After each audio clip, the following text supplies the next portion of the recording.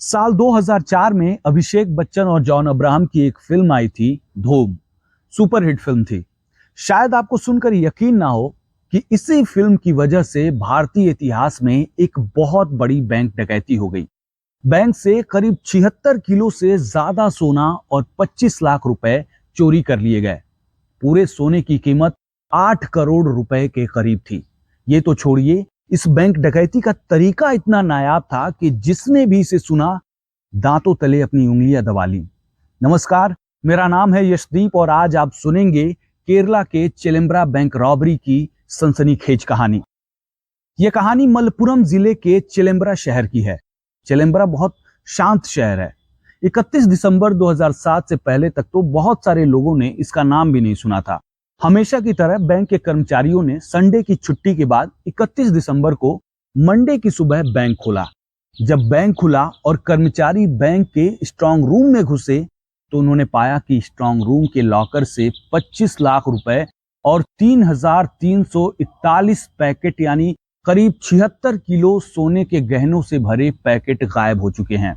हाँ, लेकिन जल्दी जल्दी में चोरों ने सोने के गहनों से भरे 17 पैकेट बैंक में ही छोड़ दिए थे। बैंक कर्मचारियों ने तुरंत पुलिस को खबर दी। पुलिस घटना स्थल पर पहुंची। जिस बैंक में डकैती हुई थी वो बैंक पहली मंजिल पर था। बैंक के ठीक नीचे ग्राउंड फ्लोर पर एक रेस्टोरेंट था जिसका अभी काम चल रहा था। रेस्टोरेंट के बाहर एक बोर्ड लगा हुआ था जिस पर लिखा गया था कि इस रेस्टोरेंट की मरम्मत चल रही है और रेस्टोरेंट 8 जनवरी 2008 को खुलेगा। बैंक कर्मचारियों के खबर देने पर पुलिस तत्काल बैंक पर पहुंच गई। पुलिस पहले मंजिल पर पहुंची जहां स्ट्रांग रूम था। पुलिस ने देखा कि लॉकर से पैसा और सोना निकालने के लिए उसे गैस कटर से काट दिया गया था। बैंक के स्ट्रांग रूम में घुसने के लिए उसके फर्श में एक बड़ा सा होल किया गया था। यह होल बैंक से रेस्टोरेंट में उतर रहा था, यानी जिसने भी चोरी की थी वो रेस्टोरेंट के छत में होल करके स्ट्रांग रूम में घुसा था। पुलिस ने देखा कि स्ट्रांग रूम के दीवार पर जय माओ लिखा हुआ है। इस स्लोगन से यह साबित हो रहा था कि इस डकैती में नक्सलियों का हाथ है। मलप्पुरम नक्सलाइट एरिया था। इस डकैती से पहले भी नक्सलियों ने वहां के कई छोटे बैंकों और एटीएम को लूटा था, पर इस बार की चोरी भारतीय इतिहास की बड़ी चोरी थी। केरला पुलिस पर इस चोरी को अंजाम देने वाले चोरों को पकड़ने का भारी दबाव पड़ रहा था। लोगों की जीवन भर की कमाई चोरी हो गई थी। लोग सड़कों पर आकर प्रशासन का विरोध कर रहे थे। इसी को देखते हुए केरला पुलिस ने इसकी जांच के लिए मलप्पुरम के एसपी पी विजयन की देखरेख में एक बेहतरीन टीम बनाई। चोर इतने शातिर थे कि उन्होंने अपने पीछे पुलिस के लिए कोई भी सुराग नहीं छोड़ा था। यहां तक कि पुलिस को उनके फिंगरप्रिंट भी नहीं मिले। पुलिस को बैंक कर्मचारियों पर भी शक था। उनसे भी पूछताछ की गई कि वो 29 दिसंबर को कब बैंक से अपने घर गए और 31 दिसंबर को कब बैंक में आए। कर्मचारियों से ऐसे बहुत सारे सवाल जवाब किए गए पर वो निर्दोष निकले। पुलिस को पता चला कि बैंक वाली बिल्डिंग में ग्राउंड फ्लोर वाला रेस्टोरेंट बहुत पहले से चल रहा था। जब पुलिस ने रेस्टोरेंट मालिक से पूछताछ की तो पता चला कि उसका रेस्टोरेंट बहुत घाटे में चल रहा था और रेस्टोरेंट पर लगभग ताला लगने ही वाला था कि तभी बाबू नाम का करीब 40 साल का एक आदमी सिल्वर मारुति जेन कार से उसके पास पहुंचा और उससे 5 साल के लिए रेस्टोरेंट को किराए पर लेने की बात करने लगा, पार्टनरशिप की बात करने लगा। रेस्टोरेंट के मालिक के लिए यह एक अच्छा ऑफर था। वैसे ही उसका रेस्टोरेंट घाटे में चल रहा था और वो बहुत कर्जे में भी चला गया था। उसने बाबू से कहा कि वो बिल्डिंग के ओनर से बात करके उसे पूरी बात बताएगा। बाबू उससे 23 दिसंबर 2007 को मिलने की बात करके चला गया। 23 दिसंबर को वो वापस रेस्टोरेंट मालिक से मिला। वहां उस बिल्डिंग के ओनर भी थे। बिना किसी ज्यादा जांच पड़ताल के रेस्टोरेंट के मालिक और बिल्डिंग के मालिक इस बात पर सहमत हो गए कि वो बाबू को 5 साल नहीं 2 साल के लिए रेस्टोरेंट को दे देंगे। बदले में बाबू को 1 लाख सिक्योरिटी मनी और रोजाना के 300 रुपए रेस्टोरेंट मालिक को देने पड़ेंगे। बाबू भी बहुत आसानी से मान गया। उसने एडवांस मनी के तौर पर उन्हें 50,000 रुपए दे दिया। बाकी 50,000 बाद में देने को बोलकर वहां से चला गया। जाते जाते बाबू ने रेस्टोरेंट मालिक को अपना नंबर भी दे दिया, जिसे रेस्टोरेंट मालिक सेव नहीं कर पाए। इसके बाद बाबू ने उस रेस्टोरेंट को नए सिरे से बनवाने के लिए उसे कुछ दिनों के लिए बंद कर दिया। उसने रेस्टोरेंट को रेनोवेट करने के लिए टेबल, कुर्सियां और किचन से जुड़ी चीजें मंगवा ली। रेस्टोरेंट के अंदर लगातार काम चलने लगा। अंदर तोड़फोड़ और ड्रिल मशीन की आवाज आने लगी। रेस्टोरेंट की खिड़कियों पर, खासकर जो मेन रोड की तरफ थी, उन पर न्यूज़पेपर चिपका दिया गया।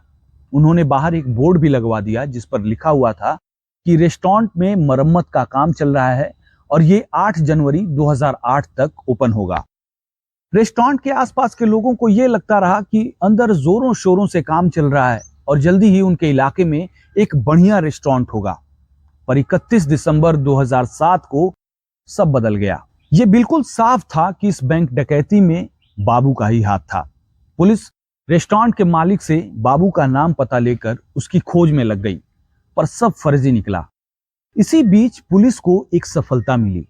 उन्हें बाबू का मोबाइल नंबर मिल गया जिसे रेस्टोरेंट मालिक सेव नहीं कर पाए थे।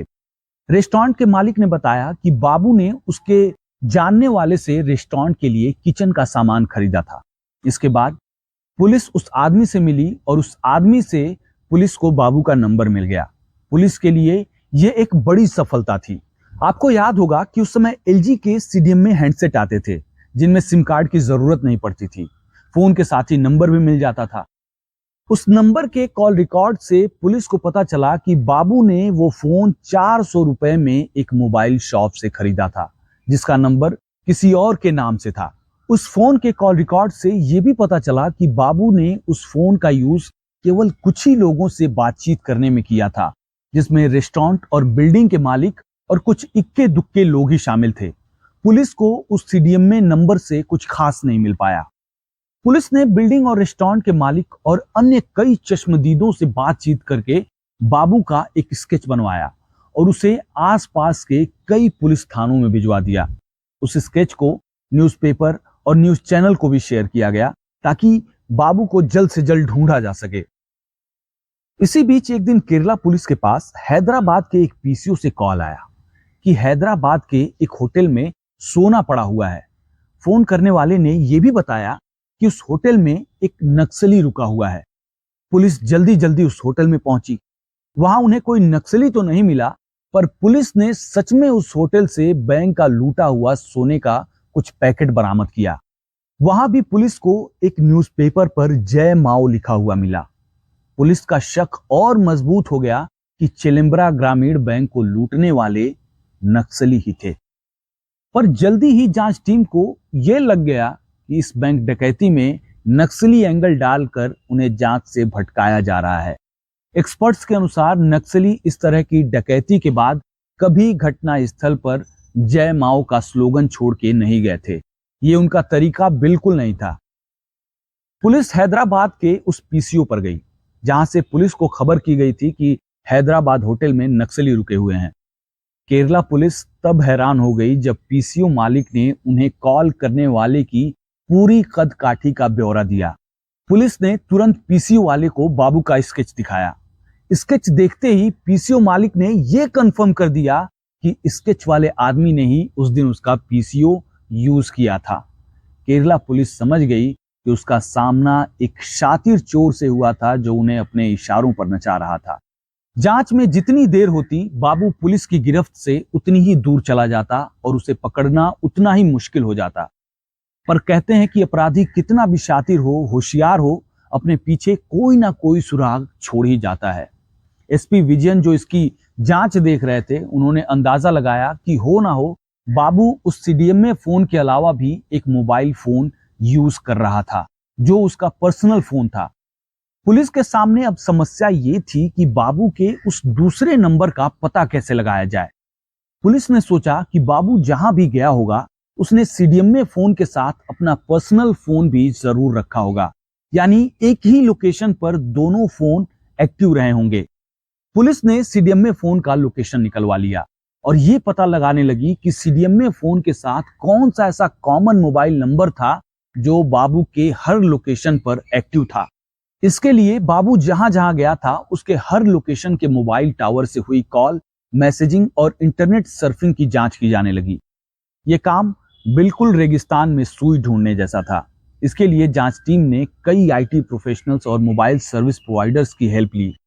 कई दिनों की तगड़ी मेहनत के बाद आखिरकार जांच टीम को एक संदिग्ध नंबर मिला। वो नंबर वीटी जोसेफ के नाम पर था।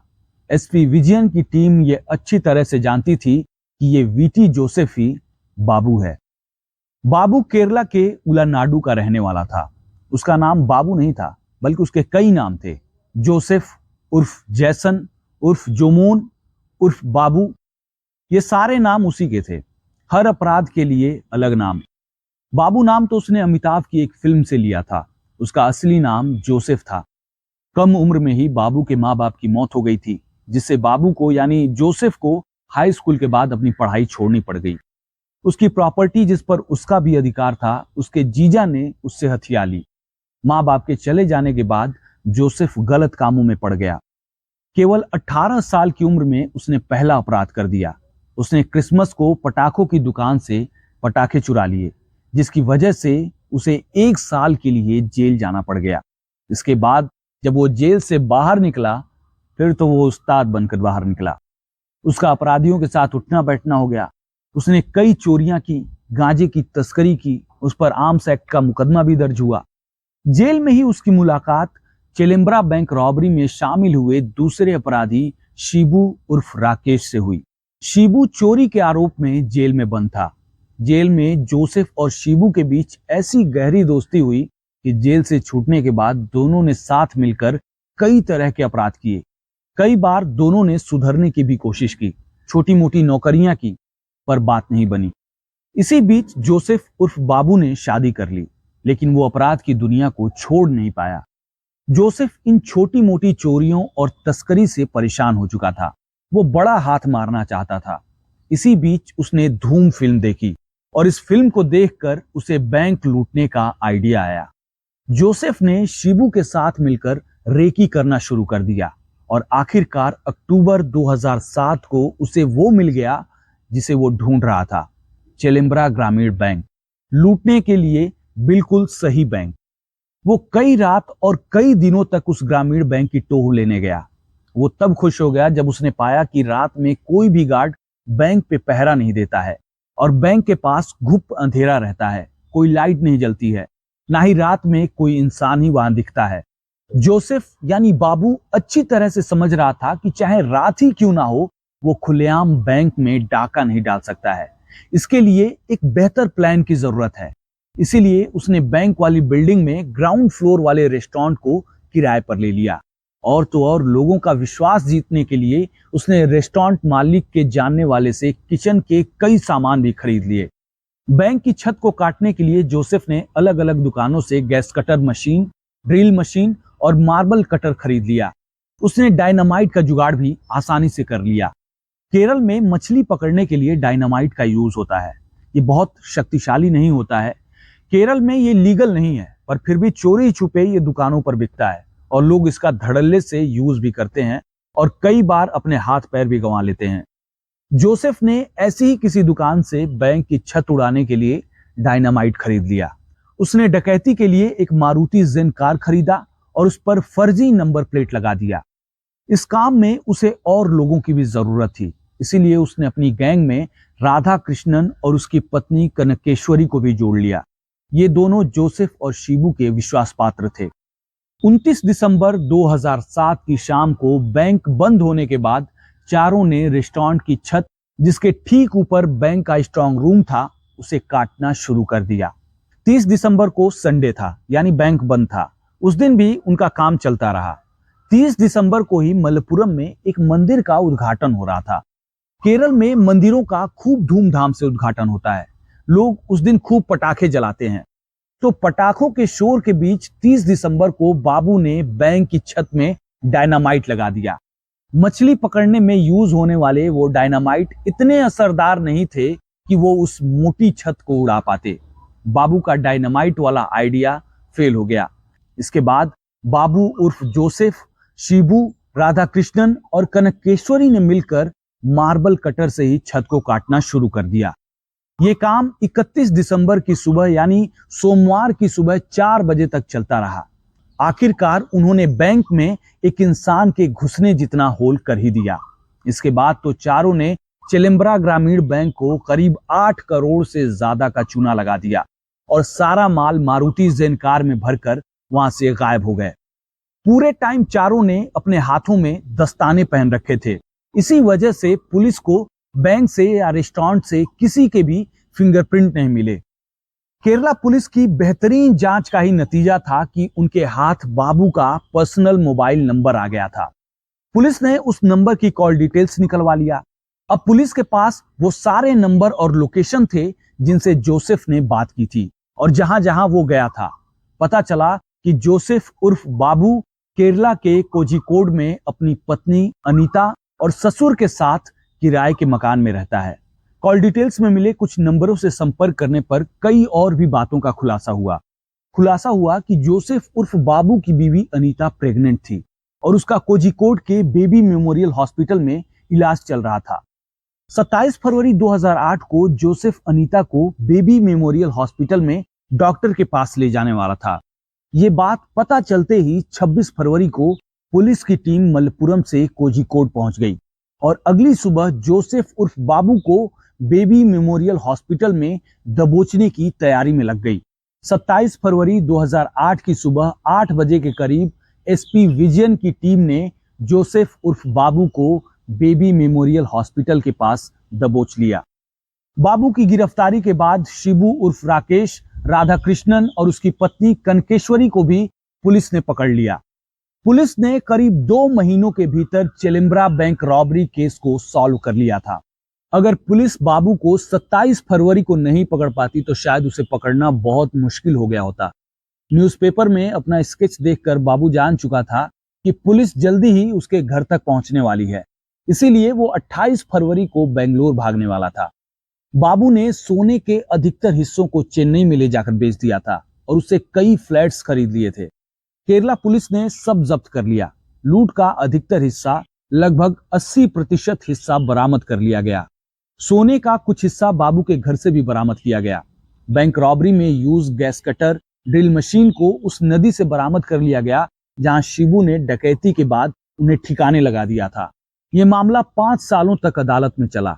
तमाम गवाहों और सबूतों के आधार पर जोसेफ उर्फ बाबू, शिबू उर्फ राकेश और राधा कृष्णन को 10-10 साल की सजा सुनाई गई।